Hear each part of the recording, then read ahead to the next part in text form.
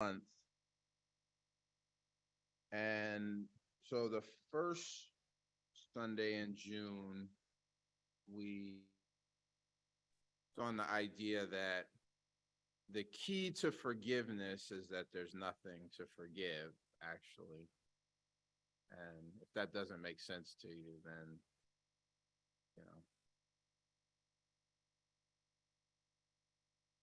we can talk about it later. And then last week, the idea that forgiveness frees up energy in you that can be better applied other places. And today I want to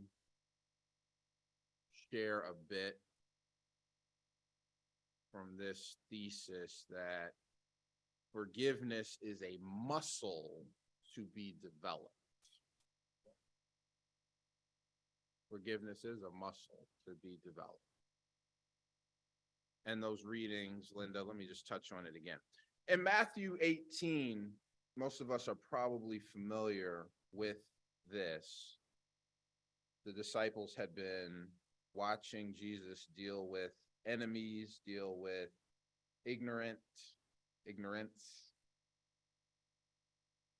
Then Peter came to Jesus and asked, Lord, how many times shall I forgive my brother or sister who sins against me? Up to 7 times? Jesus answered, I tell you, not 7 times, but 77 times. Scientists, and then this other quote, Carolyn Mace.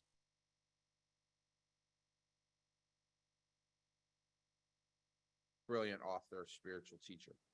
Scientists, physicians, and psychologists who have researched the relationship between stress and illness have concluded that the ability or inability to forgive affects the outcome of serious illness. People who have a forgiving nature increase their chances of recovery. So Peter asked, how many times? Up to 7 times? I can muster that maybe. And he put that out there why 7 was and is considered a number of perfection. So he's like, okay, 7 times. But then after that, I'm kicking butt. And Peter was hoping, like, yeah, but when can I pull the knife out? Okay, I'm watching, but at some point, you can't just keep forgiving everyone for everything, can you? Forgiveness is a muscle to be developed. You can't just run forever, can you? Think about marathon runners. Some of us could maybe get a mile or 2 in, walking. And then some others who have built up the muscles, the vascularity, the breath control, the legs, the wind, the mental state are able to complete a marathon, 26.2 miles. Now, there are some folks who probably could complete a marathon if they did what the others did. There's some of us in this room who have never ran a marathon. Doesn't mean you couldn't. You can't just jump up and go do it if you haven't done it. It's a muscle to be developed.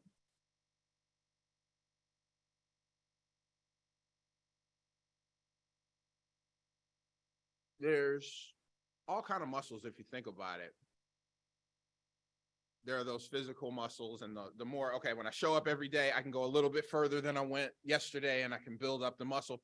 There are, on Father's Day, I can't ignore it, there are parenting muscles that are built up. I remember the first time, because everyone always said, oh yeah, new baby, you're not going to get no sleep. I didn't really know what that meant. Until one night, about 1:45, the baby starts crying, and I'm holding the baby crying, not a wink of sleep. And then the sun's coming up. Now it's time for me to get dressed and go to work. I'm like, oh, no, hold on. Yeah. How you put this thing back where it came from? Oh, couldn't figure out how, though, for it. So. But the muscles build up. There's a patience. There's a maybe you weren't as generous before you became a father or mother. The muscles build up. There's just some wisdom that comes from somewhere. There's some problem solving. There's some courage. These muscles build up. There's all kind of muscles. There's examples of that. There are professional muscles. You ever start a job? First day on the job, you don't know what's going on. You don't know whether you're coming or going. But now I'm learning the lingo. I'm learning the acronyms. I'm learning the shorthand. And now next thing, I'm teaching other people how to do it. What used to take me 8 hours, now I can knock out in 2 or 3 hours. I build up the muscles. So there are professional muscles. There are parenting muscles. There are, of course, physical exercise and endurance muscles. And there are forgiveness muscles. Forgiveness is a muscle that can be developed. And the truth is, sometimes, just like all of those muscles, maybe just because they can be developed, maybe I don't feel like it. That's an option. That's always a choice. And this is where Peter was, because we can get some characterization on Peter, not lost that he was the one that Christ chose as the leader of the disciples. Also had his flaws. That's encouraging. Wasn't he the one in the Garden of Gethsemane? They go to arrest Jesus, and he's like, man, nobody taking Jesus. And he pulls out a knife, cuts the man's ear off. And Jesus says, no, if you live by the sword, you'll die by the sword. But what if we don't want to develop the muscle? What if we don't want to let him off the hook? You ever had that feeling? You're just dealing with someone, and as you already kind of know you don't like them or you don't get along so well. And then they start doing whatever it is they do that you don't like. And you're like, see, there they are. They're doing it again. There they go. There they go. They're doing it again. Doing what? They know what they did. Okay, this may be a correlation. Guess what? They're going to do what they do for as long as they want to do it. Now, is them doing what they do stopping me from doing what I do? More importantly, put another way, is them doing what they do stopping God from being God in me as me? Only if the muscle ain't developed enough. So how then? Okay, how do we develop the muscle? Develop this muscle the same way we develop parenting muscles, the same way we develop professional work-related muscles, the same way we develop physical muscles, and that's usually 3 things. One, if you've ever been to the gym, work with a trainer, there's 3 ways to build these muscles, and I think it's the same for forgiveness. I think it comes out in these readings, and let's talk about it a little bit. First thing is proper form. Right? You go to the gym, proper form. The next thing is you got to have good examples, or it helps to be in a community of folks. If you got certain fitness goals, it helps to be in a group of folks with the same fitness goals, not folks who spend their birthday eating ice cream and still skinny for some reason.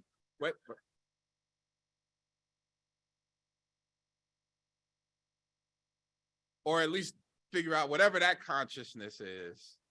Let me hang with that, right? Proper form, good examples, and a way to build muscle is consistency. Let's take a look at it. Proper form. This is elementary. It's not what they do, it's how you respond to what they do. It's not what happens in life, it's how you respond.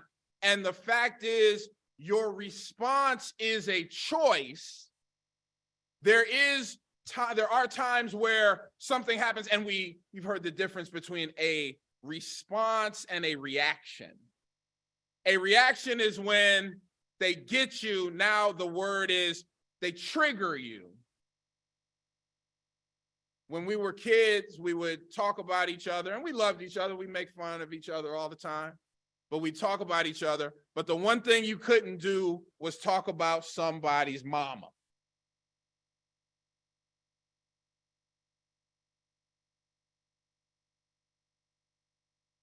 But then if you wanted to be a little bit mischievous, or if you wanted to push the envelope, or if they got you, and you don't even have to put an object after the sentence. You don't even have to have a predicate. All you got to do is say, yo, mama. Mama, what? Like, what's your mama? That's like, I am. Like, what's on the other side of that? It don't matter.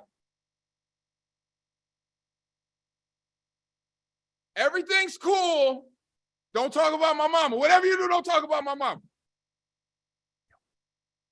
Right? Say it again. See, a response versus a reaction. Then they can come back next week. Watch this. Hey, Joe, yo mama. Every time. Reaction. To understand proper form is to understand that the choice is yours. That's the beginning of it. Here's another part of proper form in terms of forgiveness. That feeling so 2 weeks ago we said the key to forgiveness is to know that there's nothing to forgive. What does that mean? It means that whatever the other person does is the truth. They did it. If they stole your bike, it's true. They stole your bike. It's the truth. They are doing them. So, and the other reading that day said, I'm paraphrasing, but it said, if you believe the sin is true, it's hard for you to believe that forgiveness is not a lie. Look at it right here. How did Peter word this? Hey, Lord, how many times should I forgive my brother or sister who sins against me? You see that? Because clearly what they did, clearly when they stepped on my foot, they sinned against me. Clearly when they said, yo mama, they sinned against me. Clearly when they dared say they were going to be there at 6 and showed up at 6:10, I'm triggered now. Clearly when they were too ashamed to tell the truth, so they lied and it messed up the rest of my plans. Clearly that's them sinning against me. How many times do I have to put up with that before I can pull my sword out? Should I give him 7 times? But he's got proper form here. Here's another thing with proper form. There is a feeling, a piousness, a religiosity around forgiveness where you could really be pissed legitimately about something that has happened. And For some of us, there's a little religious voice in there somewhere saying, yeah, but you know you're not supposed to be mad. And so I'm mad, I'm hurt, I'm upset, I'm depressed, I'm enraged, but there's something in there. So I swallow all of that and then I go, yeah, well, Jesus said forgive, so I'm just gonna let it slide. Don't you know that whatever we choose to swallow that way, we must digest. And when we digest, now we're ingesting. And then it says you are what you eat, right? That's advanced metaphysics. You are what you eat, okay? Take that to the second reading for a second, and let's see what that does. Scientists, physicians, psychologists have researched the relationship between stress and illness. They have it concluded clinically, scientifically, repeatably, predictably, validly, reliably concluded that the ability or inability to let it go affects the outcomes of serious illness. People who can let it go increase their chances of recovery. Why? Because anything I'm not letting go of, we talked about, it is using up that much more energy. There's a reason why I did not eat before I came here today, because if I had had what I felt like having, there'd be a large percentage of me working to digest right now, and there'd be less me up here and less me here for you. So similarly, if I choose to hold on to the stuff, the what they did, guess what? What they did is what they did. 1989. We were at the lunch table. He said, my mama was so dumb that somebody sold her Cheerios and told her they were donut seeds. And the whole cafeteria laughed. And I haven't been able to move my neck since.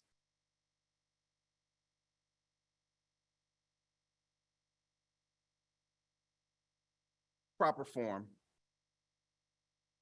Good examples. I get a characterization in the Gospels, and this passage is a great example, that Peter and the other disciples really admired Jesus. Can you imagine, and I think you can imagine, to really be in the presence of a Christ-conscious being figure? How do you do this? How do you approach it that way? How do you see it this way? Good examples to be a part of such a community. Some of it is, yeah, you want to run that marathon. Some of it is, yeah, how strong you are, but some of it is who you hang around. I've noticed I have not seen too many people get to 80, 90, 100 years and beyond of age, still petty, still mad, still holding on to stuff. At some point, if they make it that far, they go, you know what? Even if they were that way, they go, you know what? I've mellowed. I've learned. A lot of times, a serious medical event may have been a part of the lesson, but this goes back to everything we're talking about. But now, look, all of a sudden, I just don't worry like I used to. Well, good. We got proper form. We got good examples. How many times should I forget? See, because there's always a good idea in our human ego survival mind, logical mind. Well, naturally, okay, if someone does something that I find completely egregious, maybe I should overlook it. But of course, I can't just overlook it forever. I mean, can I? I mean, at some point,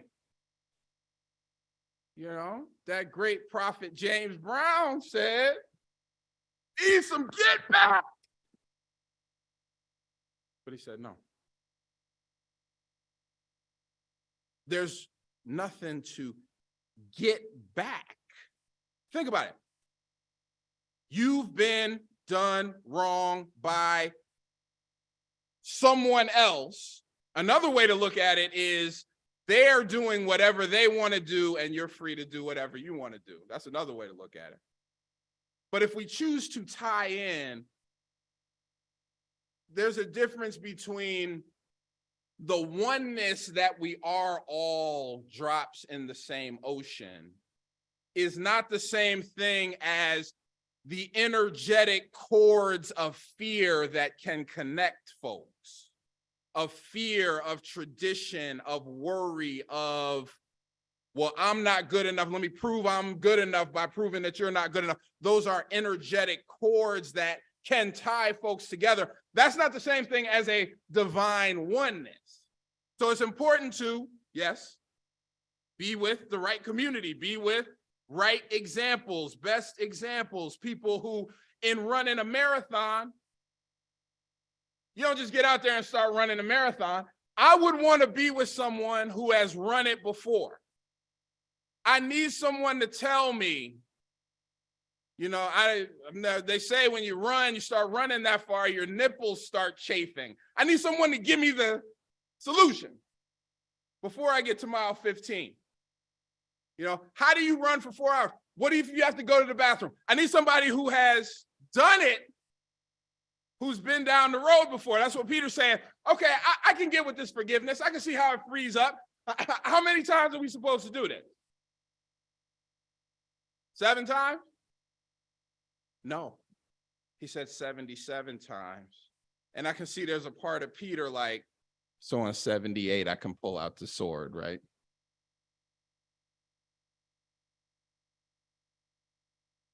Of course not. This is a muscle that is built up. And then the last thing I wanted to say was, it takes proper form. It takes having some good examples around you. And then it takes consistency to build up any muscle. No one was born running a marathon, but we're able to build up the muscles. We're able to build up the training, build up the endurance, and even get to a point where they can experience a high, an enjoyment, a dopamine release, a pleasure. And don't you know how similar it is for forgiveness? Even at first, if it's like, I really don't deserve my forgiveness, but I'm going to do it anyway. But then once we can feel, everything has a sowing and reaping to it. When I give, I experience generosity. When I give, sometimes when I give more than when I receive. If I love folks, I experience love. And if I'm able to truly forgive people, not just bury it under a religiosity, which is truly rooted in guilt anyway, but truly let it go. Now I experience forgiveness. I experience the freedom as well. And with some consistency, we get better and better at this. Now, let's say it's on your bucket list to complete a marathon. How far can we go? It depends on who the examples are. Maybe you don't know anyone who's ran 26.2 miles, right? And then you just running as far as you knew could be ran. We made it to the end of the block and back. That's great. Now you get around some folks. Hey, you ever been to a 5K? What's a 5K? Yeah, you're running what, 3-point-something miles, People do that? Okay, sign me up for the 5K. And you crawl across the finish line of the 5K, you made it. Now you heard of a 10K. Now you heard of a half marathon. Now you've heard of a marathon. What's that? Well, this is how you train. This is how you get it. This is how you build it up. Okay, we can do this. Have you now? But is that all there is? Well, no, they got ultra marathons too. You can run 100 miles. Okay, we can do that. I did a little research. There's a tribe in Mexico, Raramuri, I believe is the name of the tribe. And they run everywhere. They just run through these canyons of Mexico, and they can run in under 48 hours, 400 miles barefoot through the canyons, up, down, babies running alongside with them. They're just having fun. They're racing. They're running backwards. Hundreds of miles. This is who they are. This is what, but see, the most important part of that is this is what they have known to be possible. Because if you mess around and get with the Western scientists and trainers and athletes, they would have told you, nobody can do that. Until it's been done. So I ask again, how far can we go in letting go? How far can we go in accepting others as they are, which bounces back and really actually allows me now to accept me as I am? If I can understand others, I understand me. I can accept others, I can accept me. I can love others. I can allow a generosity toward others without letting it, you know what I mean? Because we would all say, well, yeah, I mean, I can be generous, but I mean, there's limits on the generosity, right? I can't just give to everyone all the time, I can't just forgive everyone all the time. But I'm not so sure about that. So what I would invite us in a moment of meditation, in a moment of treatment, a moment of prayer, to center and to embrace the limitlessness of what we call limitation.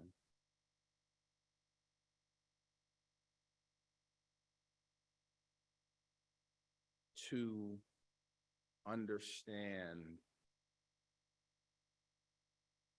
that there is something happening in each of our bodies right now.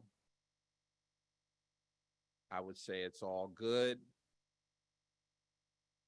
Maybe interpreted some good, some bad, some sickness, some wellness, some illness, some however you see it, but it is happening right now. And knowing that the ability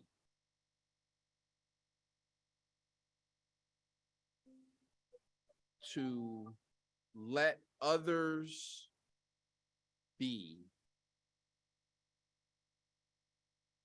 is the beginning of the empowerment of letting you be. And that whatever the outside limits of this are, well, maybe I could heal this one relationship. Yeah, you could. But that's just a 5K.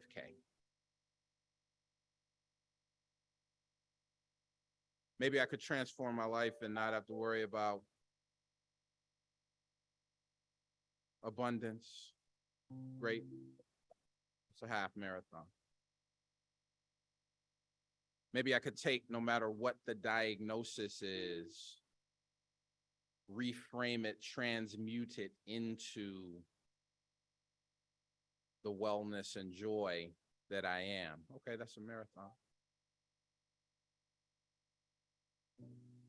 But there is a consciousness, there is a possibility there is an untapped potential within your very DNA that could unlock this 100 miles journey with joy, with laughter.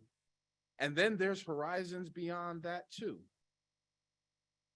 to a oneness, to a wholeness, to a full realization of all that you are. May we each continue to develop these muscles, the gift of muscularity, the gift of strengthening, the gift of conditioning, the gift of sharpening in the face of endurance. And the challenges are a requirement. They're a joy. They're a teacher. They're a part of it all. We embrace it all with joy and with a full knowledge of who we are and what is truly possible. Amen. Ashe. So it is. Thank you.